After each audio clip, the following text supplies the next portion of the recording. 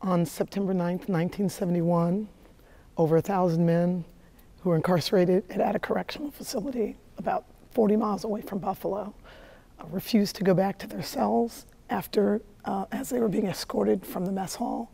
Instead, they took over a key strategic part of the prison, spilled out into the D yard, and began what would be a 4-day standoff with the state. In 1971, the civil rights movement and the Black Power movement were in full swing.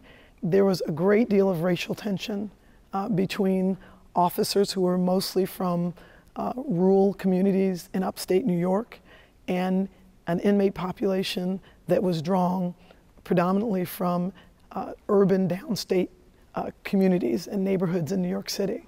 On that fourth day, September 13th, 1971, did Governor Rockefeller order the state police, approximately 500 troops, to storm the prison. In the process, 33 inmates were killed and 11 officers were killed.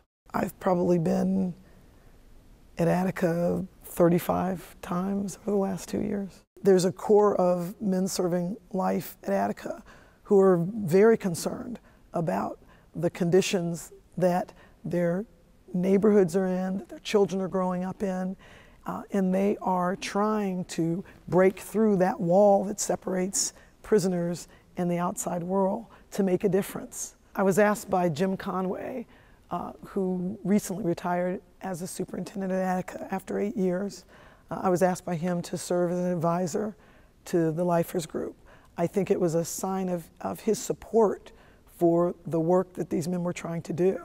The law school at the University of Buffalo and the Baldy Center for Law and Social Policy have allowed me to organize a conference that takes place on the 40th anniversary of the Attica Uprising. This conference brings together a diverse group of people who found themselves in very different political and ideological positions in 1971. What I hope will happen at this conference is that we can begin the process of healing some of the wounds that this event inflicted. The conference moves from the uprising itself to looking at the present and present-day conditions in prisons and asking the question, how far have we come?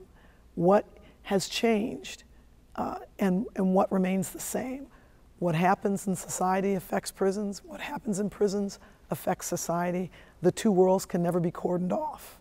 And we ignore that relationship to our peril. My name is Teresa Miller.